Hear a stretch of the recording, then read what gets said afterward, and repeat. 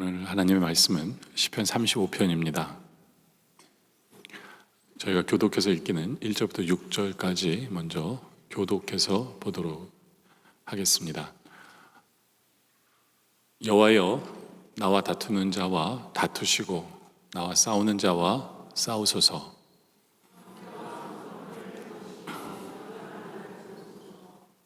창을 빼사 나를 쫓는 자의 길을 막으시고 또 내 영혼에게 나는 내 구원이라 이르소서.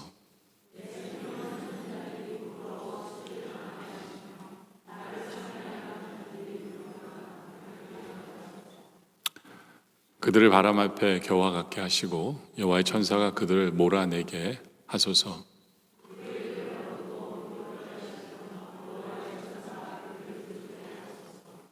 아멘. 오늘은 시편 35편을 우리가 함께 보는데요. 시편 35편 기도처럼 이렇게 솔직한 기도가 또 있을까라고 우리는 볼 수 있습니다. 28절까지인데요. 내내 자기를 대적하고 자기를 괴롭게 하는 자를 향해서 원망을 퍼붓고 있고 그들을 저주하고 있고 하나님 그들을 손봐주세요라고 솔직하게 이야기하는 기도가 시편 35편입니다. 물론 시작은 굉장히 은혜롭게 시작합니다. 1절에 보면 여호와여, 나와 다투는 자와 다투시고 나와 싸우는 자와 싸우소서. 다시 말해서 하나님이 싸워주세요 이렇게 이야기를 합니다. 그리고 2절에도 방패와 손방패를 잡으시고 일어나 나를 도와주세요. 하나님이 나를 도와주세요 라고 이야기를 합니다. 그러면서 이제 구체적으로 하나님이 어떻게 싸워주실 것까지도 이야기를 합니다. 이제 이 부분이 이제 굉장히 솔직하게 하나님 이렇게 해주세요 라고 자기의 계획을 이야기하는 거거든요. 창을 빼서 나를 쫓는 자의 길을 막아주세요. 또 내 영혼에게 나는 내 구원이라 이르세요. 하나님께서 하나님 내가 너의 구원이다. 그러면서 하나님이 창으로 막아주시는 것을 보여주세요 라고 이야기합니다. 그래서 좀 더 디테일하게 하나님 이렇게 해주세요 라고 얘기하는데 내 생명을 찾는 자들이 부끄러워 수치를 당하게 해주세요. 또 나를 상해하려는 자들이 물러가 낭패를 당하게 해주세요. 또 그들을 바람 앞에 겨와 같게 하시고 여호와의 천사가 그들을 몰아나게 해주세요. 하나님 몰아내 주세요. 근데 제일 재밌는 구절이 6절이에요. 그들의 길을 어둡고 미끄럽게 하시며 여호와의 천사가 그들을 뒤쫓게 하소서. 이게 무슨 우리말로 하면 하나님 길을 미끄럽게 해가지고 그들을 뒤로 자빠져갖고 뇌진탕 걸려서 죽게 해주세요 이런 얘기예요. 한마디로 말하면 여호와의 천사가 그렇게 해달라고. 그러니까 문제는 뭐냐면 내 방식대로 하나님 내 원수를 내 생각하는 대로 무찔러 주세요 이렇게 얘기한 거죠. 그래서 원수를 향해서 한 마지막 저주가 참 재밌는 거예요. 그렇죠? 솔직히 사랑과 용서라는 단어가 익숙한 우리들을 참 당혹스럽게 만드는 그런 기도입니다. 이렇게 기도해도 될까요? 또 우리는 이 기도를 통해서 뭘 배울 수 있을까? 이것을 우리가 한번 생각해 보길 원합니다. 첫째로는 우리가 이 기도를 통해서 배울 수 있는 것은 솔직함을 배워야 한다라는 것이죠. 솔직히 우리의 기도를 한번 보면 굉장히 가식적인 때가 참 많아요. 우리의 솔직한 마음을 드러내지 않을 때가 많은 것 같아요. 입으로는 하나님의 영광을 이야기하는데 속으로는요 내 영광을 생각합니다. 그리고 겉으로는 하나님의 뜻을 따른다고 하지만 속마음은 하나님 고난은 비껴가고요 축복만 부어주세요 라는 이것이 우리의 솔직한 욕심이고 또 그렇게 기도하고 싶어요. 그러면 그렇게 기도하는 건 어떨까요? 우리 속마음이 있는 그대로 하나님 앞에 기도하면 어떨까요?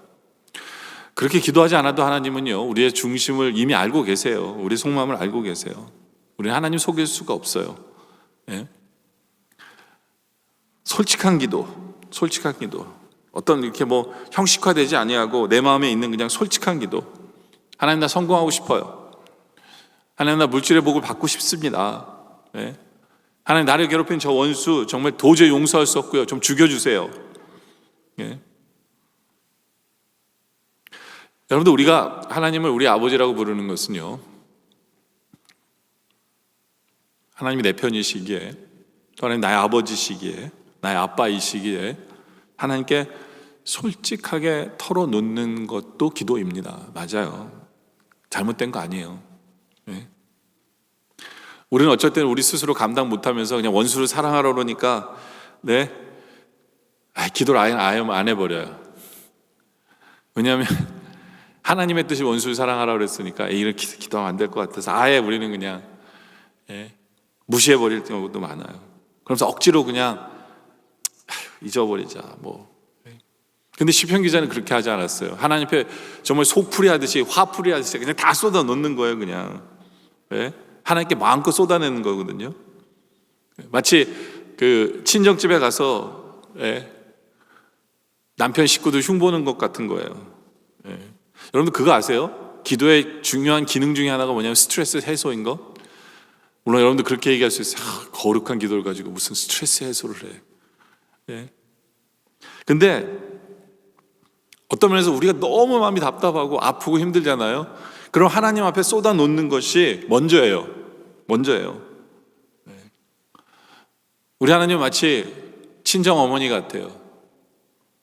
물론 전 여자가 아니라서 잘은 모르지만 그럴 것 같아요. 여러분들 우리가 우리의 속마음을 다 털어놓지 않으면, 쏟아붓지 않으면 누구에게 할 수 있겠어요? 그렇지 않아요? 옛날 우리 어머님들이 그랬잖아요.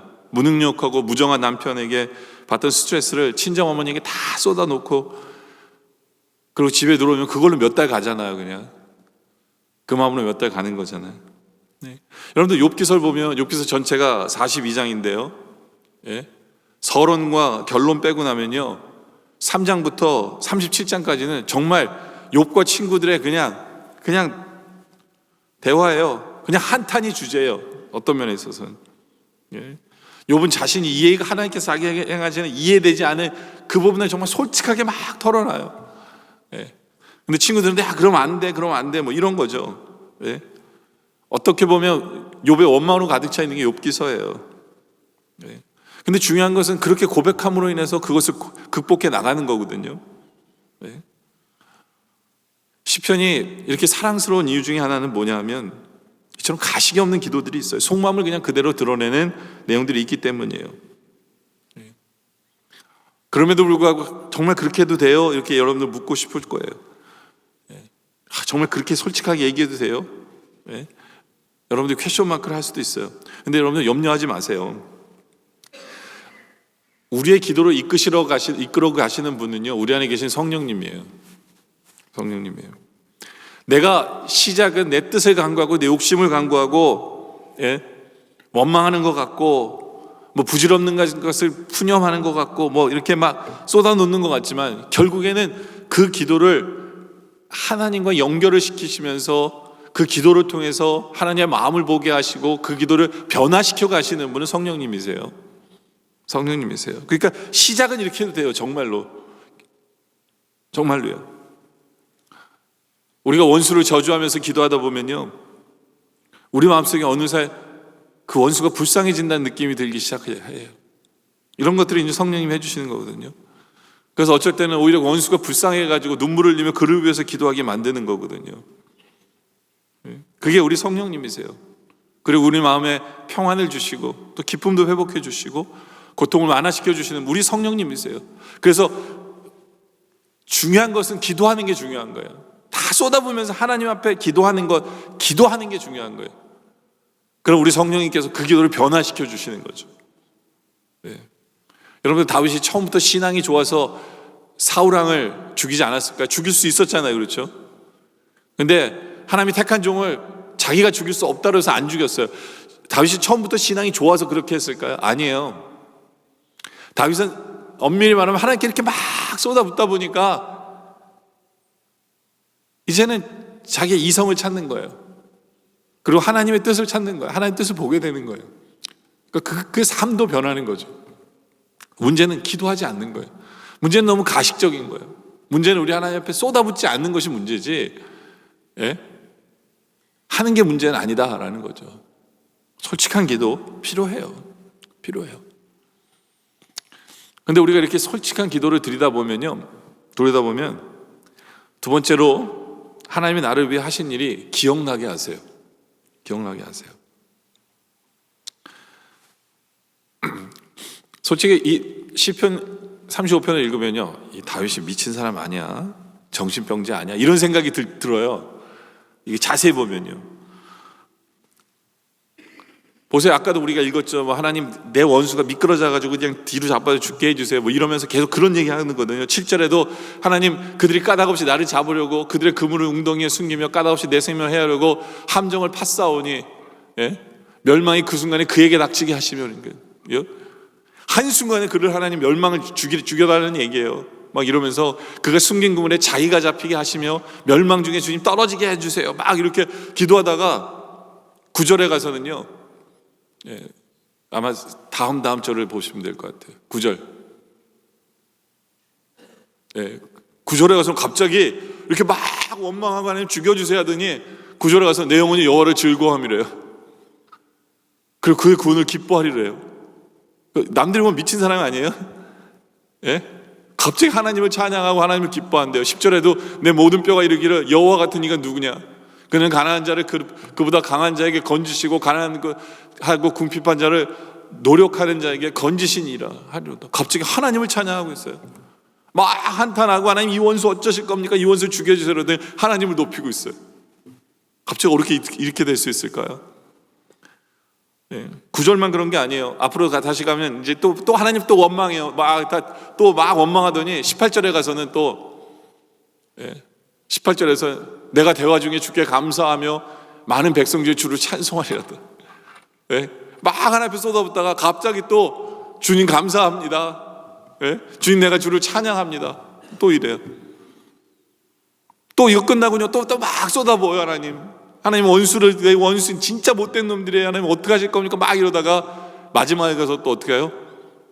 나야가 주의 의를 말하고 종일토록 주는 찬송하리로다. 여러분들, 이런 다윗의 모습이 이해가 되세요? 이런 다윗의 모습이 이해가 되세요? 여러분들이 솔직하게 하나님 앞에 쏟아붓는 기도를 막 이렇게 하시는 분들은 충분히 이해가 될 거예요. 우리가 이걸 체험하거든요. 이걸 체험하게 돼요. 왜냐하면 하나님 앞에 쏟아부은 거예요. 하나님 내 원수 어떻게 합니까? 그들 바로 쳐 죽여주세요. 뒤로 자빠져서 죽여주시고요. 하나님 멸망해 주시고 자기가 친 그물에 그냥 자기가 걸려서 죽게 해주세요. 막 이렇게 쏟아붓다 보니까 무슨 생각이 드냐면 그의 마음속에 하나님께서 자기를 그런 와중에도 지켜주심이 체험되어지는 거예요. 원수가 친 그물에 하나님 그들이 정말 그물에 걸리게 해주세요, 이러다 보니까 생각이 나는 거예요. 맞아, 진짜 하나님 그렇게 해주셨어, 이러면서 감사하게 되고 찬양하게 되는 거예요. 지금 다윗이 사울왕 때문에 피해 다니면서 이제 쓴 시인데요, 다윗도 그런 경험이 있죠. 그렇죠? 다윗이 지금 도망다니면서 하나님 저 원수 좀 어떻게 하실 겁니까? 하나님 좀 해결해 주세요. 자기 친구분에 자기가 걸리게 해주세요 했는데 가만히 생각해 보니까 진짜 하나님 그렇게 하신 거예요. 그렇죠? 사울이 3,000명을 이끌고 다윗을 잡으려고 십광야에서 다윗을 코너로 몹니다. 이제는 몰리다 이제 다윗이 동굴에 숨어 들어갔어요. 이제 군대가 들어오면 정말 죽을 수밖에 없어요. 정말 잡혀서 죽을 수밖에 없는 그 절대절명의 순간인 거예요. 근데 사울이 밤이 되니까 너무너무 피곤해서 동굴 안에서 잠을 자는데 하필이면 어디서 잠을 잡니까? 다윗이 숨어있는 동굴에 가서 잠을 자는 거예요. 다윗이 숨어있는 동굴에서. 정말 마술 같은 거예요. 다른 동굴들은 다 뒤져서 다윗을 찾더니 자기가 잘 동굴에는 다윗을 찾지도 않고 와서 자는 거예요. 다른 병사들은 다 피곤해서 깊이 잠든 거예요. 하나님이 재우신 거죠. 그렇죠? 그러니까 다윗이 사울왕을 코앞까지도 봐도 사울왕은 자고 있는 거예요. 그래서 다윗이 어떻게 합니까? 사울왕 옆에 있는 물과 창을 가져가잖아요. 증거로. 그래서 사울왕에게 내가 당신을 죽일 수 있었습니다. 근데 안 죽였습니다. 당신이 나를 위해서 그물을 쳤지만 오히려 당신이 그 그물에 잡혀서 당신이 죽을 뻔했는데 저는 안 죽였습니다. 이런 거거든요. 근데 이게 한 번만이 아니에요. 또 한 번은 또 다윗이 막 도망가다가 사무엘상 24장 3절에 보면 그 내용이 나오죠. 길가 양의 우리에 이른즉 굴이 있는지라 사울이 뒤를 보러 들어가니라. 또 동굴에 들어가요. 근데 뒤를 보러 들어간다는 게 뭐냐면, 이게 지금 이렇게 점잖게 얘기한 거예요. 똥 누러 들어간 거예요. 똥 누러 들어간 거예요. 똥 누러 들어갔는데 하필이면 그곳에 또 다윗이 숨어 있었어요. 그 다윗이 똥 누고 있는 사람 바로 앞에서 보고 있는 거예요. 그래서 4절에 다윗이 사람들이 이르되 보소서 여호와께서 당신에게 이르시기를 내가 내 원수의 손에 넘기리니 내 생각에 좋은 대로 그에게 행하라 하시더니 이것이 그날이니이다 하니 다윗이 일어나서 사옷의 겉옷자락을 가만히 베니라. 다윗과 함께 있는 군사들이 다윗에게 얘기해요. 이 사람 지금 똥 누르려고 앉아있는데 지금 죽이면 됩니다. 하나님이 죽이라고 지금 여기로 들어온 겁니다. 자기가 침금을 해 자기가 죽게 하시는 겁니다. hen 다윗은 죽이지 않아요. 하나님 기름 부은 종은 내가 죽이지 않겠다. 그래서 두 번째도 어떻게 합니까? 예? 그의 옷자락을 싹 베고 아마 굉장히 힘을 주고 볼일을 보고 있었던 것 같아요. 그러니까 자기 옷자락을 베는데도 몰랐던 거예요. 한마디로 말하면. 예? 무척 배가 아팠던지 하여튼 뭐 여러분들 이해가 되세요? 사울왕에게 쫓기면서 막 화가 난 사람 저 원수 어떻게 합니까? 어떻게 합니까? 하나님 이러실 수 있습니까? 지가 친근하면 하나님 자기가 걸리게 해주세요 하는데 생각이 나는 거예요. 예? 아, 우리 하나님이 나에게 그렇게 하셨지. 나에게 그렇게 하셨지. 그러니까 어떻게 돼요? 절로 우리가 다시 한 번 더 9절 보면 9절과 10절 보면 내 영혼이 여호와를 즐거워하며 그럴 수밖에 없어요. 하나님 막 하고 있는데 하나님이 하신 일이 생각이 나는 거예요. 기억이 나게 하시는 거예요. 예, 기억이 안 날 수가 없죠. 예, 어떤 그런 상황을 만들어 주신 하나님. 그러니까 갑자기 원망하다가 하나님을 즐거워하고 그의 구원을 기뻐하리로다 라고 얘기하는 거예요. 이게 성령님의 역사예요. 성령님께서 기억나게 하시는 거예요. 하나님이 얼마나 다윗을 지키셨는지 보호해 주셨는지 그게 기도를 통해서 연결되어지는 지금 과정이에요. 근데 10절에 보니까 이 얘기하죠. 내 모든 뼈가 이르기를 여호와 같은 이가 누구냐. 갑자기 왜 뼈 얘기를 할까요? 내 모든 뼈가 이르기를. 왜냐하면 다윗은 그걸 느낀 거예요. 내 뼈가 이렇게 붙어 있는 것 자체가 너무나 신기한 거예요. 너무나 신기한 거예요. 이런 거랑 똑같아요. 높은 데서 떨어졌는데 뼈가 하나도 부서진 게 너무 멀쩡한 거예요. 너무나 신기한 거예요. 바로 그런 느낌을 얘기하는 거예요. 다윗은 도망 다니고 막 죽을 뻔하고 막 이런데 멀쩡한 거예요. 자기 몸이 그거 자체가 너무 신기한 거예요. 야, 하나님이 내 뼈를 지키시는구나. 나는 죽을 것 같은데 하나님은 가만 보니까 난 멀쩡하는 거예요. 우리 하나님이 이렇게 나를 지키시는구나. 예? 어렵고 힘들고 죽을 것 같지만 결정적인 순간마다 하나님은 살려주시는 우리 하나님.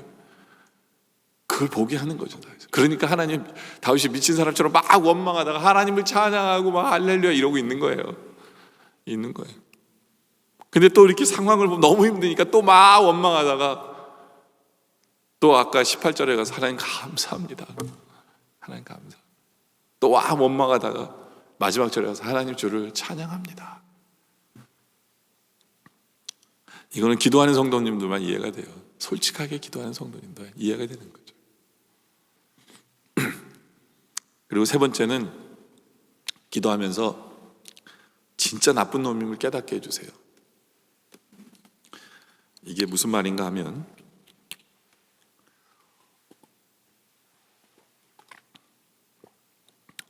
시인은요 그 사람이 너무 미운 게 이유가 뭐냐면 자기랑 친하다고 생각했어요. 그러니까 세상적으로 얘기하면 친구라고 생각했어요. 그렇죠. 장인어른이잖아요. 사울이 친하다고 생각했어요. 근데 느끼는 배신감 때문에 너무 힘든 거예요. 그래서 시편 30편 13절에 보면 자기가 그와 함께 했던 교제의 시간들을 생각하는 거예요.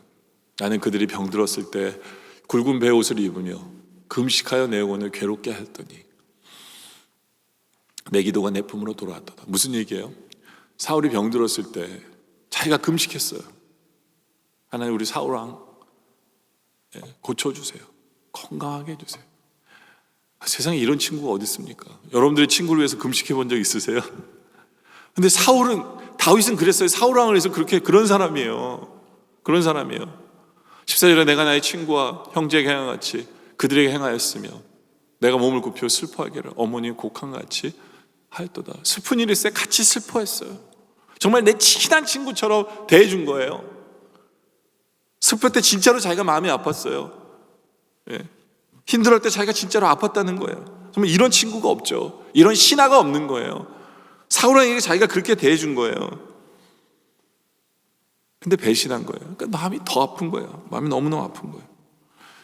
권력이라는 게 뭔지 도대체, 왕권이라는 게 뭔지, 자기는 왕 탈취할 생각도 없는데 왕권이라는 게 뭔지, 뭐 우리로 보면 뭐 돈이라는 게 뭔지, 그렇죠?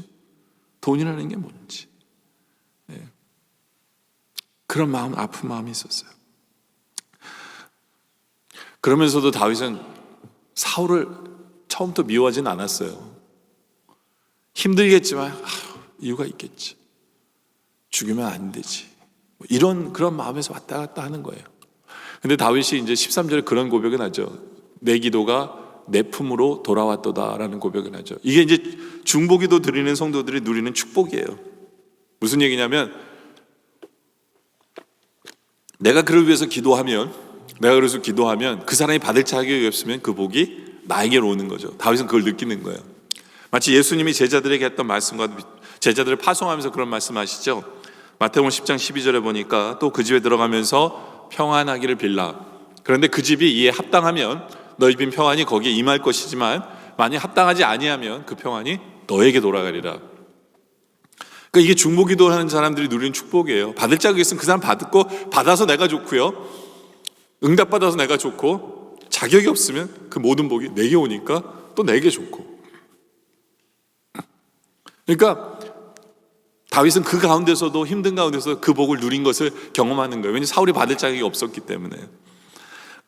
근데 다윗이 그를 위해서 기도해주고 중보기도 하고, 그래도 그렇게 나쁜 사람 아니겠지, 이유가 있겠지, 내 사랑하는 요나단의 아버지인데 뭐 이러면서 그에 대해서 작은 연민과 뭐 이런 것들이 남아 있었어요.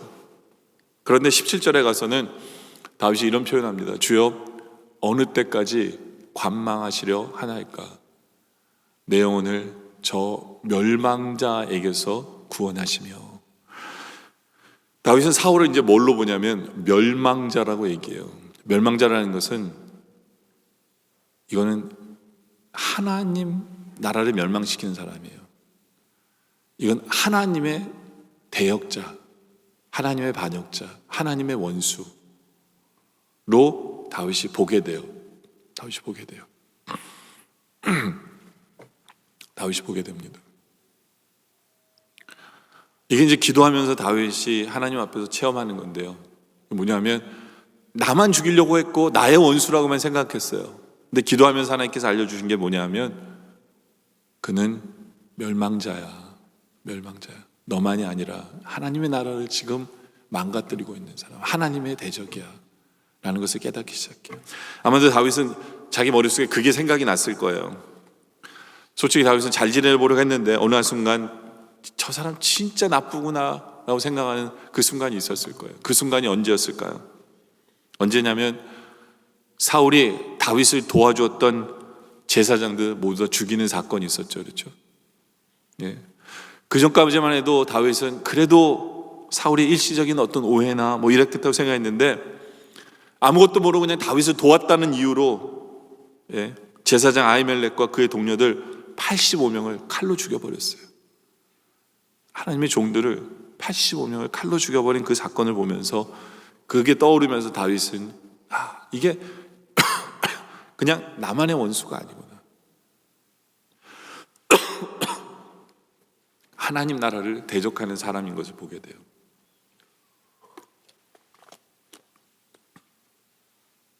그러면서 다윗의 기도가 바뀌기 시작합니다. 원망과 어떤 자기 스스로의 저주에서 이제 그 사람이 진짜 나쁜 사람인 걸 깨닫게 하신 거예요. 하나님이 하나님의 원수인 걸 깨닫게 하신 거예요. 근데 여러분들 신기한 게 뭐냐면요, 하나님 원수 갚아주세요 하다가 그 사람이 정말 하나님의 대적인 걸 알잖아요. 그럼 어느 한순간부터는 하나님께 맡기게 돼요. 그리고 확신이 오게 돼요. 그게 뭐냐면 이 사람은 내가 안 해도 하나님이 하실 분이다. 하나님이 심판하실 사람이라는 결론을 얻게 돼요. 결론을 얻게 돼요. 그러면서 다윗의 기도가 바뀌는데 어떻게 기도하냐면 23절에 보면 나를 공판하시며 재판하신 하나님께 맡기는 거예요. 근데 하나님이 아시는 거예요. 이거는 그 사람과 나의 어떤 인간적인 관계 문제가 아니라 하나님을 대적하는 사람이니까 하나님이 재판해 주세요. 24절에도 하나님 공의대로 하나님의 공의에 맡깁니다. 그래서 28절에도 주의 의에 맡기게 돼요. 이게 이제 우리가 원수를 내 손으로 갚지 않게 되는 방법이에요. 왜요? 그 사람은 하나님의 대적이기 때문에 하나님께서 치실 수밖에 없는 것을 확신하게 돼요. 그래서 하나님께 맡기게 되죠. 여러분들 로마서 12장 19절에 이런 말씀이 있어요. 내 사랑하는 자들아 너희가 친히 원수를 갚지 말아라 라고 얘기하죠. 네? 이게 그냥 인간적인 관계 속에서 어떤 싸움이나 다투면요, 예? 우리가 그런 느낌이 들어요. 내가 원수 갚고 싶어. 이게 이 인간 어떻게 하지 마 이러고 싶은데요. 근데 이게 하나님의 대적인 걸 보잖아요. 그러면 그 사람은 심판받을 수밖에 없는 것을 보게 되기 때문에 하나님께 맡게 돼요. 그래서 하나님의 진노하심에 맡기라 이렇게 되는 거죠. 왜냐하면 상대방은 이제 나의 원수로 끝나는 게 아니라 하나님의 원수임을 확신하게 되는 거예요. 그래서 이제는 내가 그를 향한 분노가 이제는 그 분노가 하나님께 전달돼서 하나님의 분노가 되는 순간이에요. 하나님의 분노가 되는 확신이 오는 순간이죠. 그렇죠? 그래서 기록되었을 때 원수 갚는 것이 내게 있으니 내가 갚으라고 주께 말씀하시니라. 하나님께 맡겨. 하나님 알아서 해주세요. 하나님 갚아주세요. 내 원수가 줄이거든 먹이고 목마르거든 마시게 하라. 그리함으로 내게 숯불을 그 머리에 쌓아놓으리라. 오히려 우리는 그가 불쌍해지는 거예요. 이제 하나님 슈얼리 칠 거거든요. 예, 불쌍해지는 거예요. 불쌍해지는 거예요.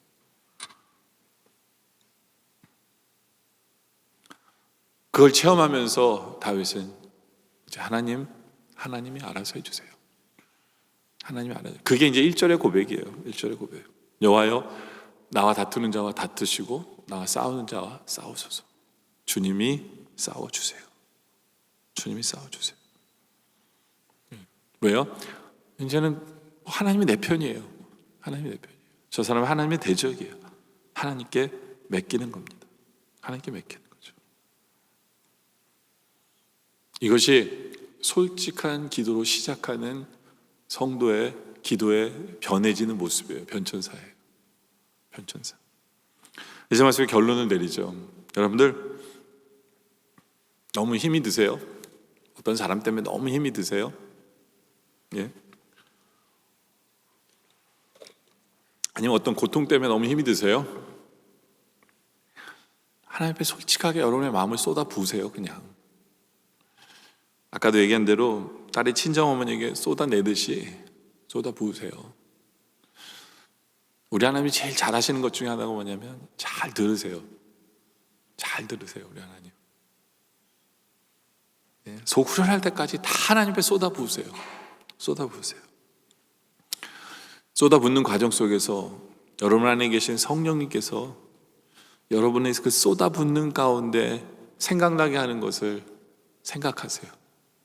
그러다 보면 우리는 다윗처럼 하나님 감사합니다. 하나님 내가 주를 찬양합니다. 왜냐하면 하나님이 나에게 삶 속에 행하셨던 일들이 기억날 거기 때문에. 예. 하나님은 그렇게 하실 거예요. 그렇게 쏟아 부으세요. 제일 중요한 건 기도하는 거예요. 기도하는 거예요. 예. 기도하는 거예요. 그리고 중요한 것은 하나님께서 그 속에서 역전시켜 주셨던 그 순간을 생각나게 하는 거예요. 생각나게 하는 거죠. 그러면서 이제 우리의 영이 띄어져서 하나님이 나의 편이 되심을 정확하게 보여주세요. 하나님이 나의 편이 되어주심을 정확하게 보여주세요. 어쩔 때는 물론 그가 하나님을 대적하는 것이 아닐지라도 하나님이 내 편임을 느낄 때가 있어요. 그게 느끼는 게 뭐냐면 다윗은 10절에서 그런 고백하죠. 내 모든 뼈가 이르기를 여호와 같은 이가 누구냐? 그는 가난한 자를 그보다 강한 자에게서 건지세요. 그러니까 우리가 하나님이 내 편이 되게 하기 위해서 내가 뭐가 되면 돼요? 내가 뭐가 되면 돼요? 가난한 자가 되면 돼요. 가난한 자가 돼야 돼요. 그래서 가난하고 궁핍한 자를 노력하는 자에게서 건지시니라. 하나님은 가난한 자의 편이세요. 여러분들 생각하는 그 가난이라는 게 뭐 물질적인 가난, 그거 얘기가 아니에요. 여기에서 가난이라는 게 뭐냐면, 영적인 가난이에요. 주님 도와주세요. 전 주님 없으면 못 살아요. 주님 살려주세요. 이 사람이 가난한 사람이에요. 우리 하나님은 항상 그렇게 나오는 성도 편이에요. 네. 주님 살려주세요. 주님 힘이 없어요. 네. 항상 하나님 앞에 가난한 사람, 늘 하나님을 찾는 사람, 하나님께 매달리는 사람, 하나님께 쏟아붓는 사람. 그래서 하나님께서 결국에는 역전시키신 하나님, 결국에는 승리케 하시는 하나님을 간증하는 우리 모두가 되어주시기를 주님의 이름으로 축원합니다. 기도드리겠습니다. 아버지 하나님 감사합니다. 우리가 너무너무 힘들어서 하나님 앞에 쏟아부을 때 우리 하나님 너무나 잘 들어주시는 리스너가 되어주셔서 감사합니다.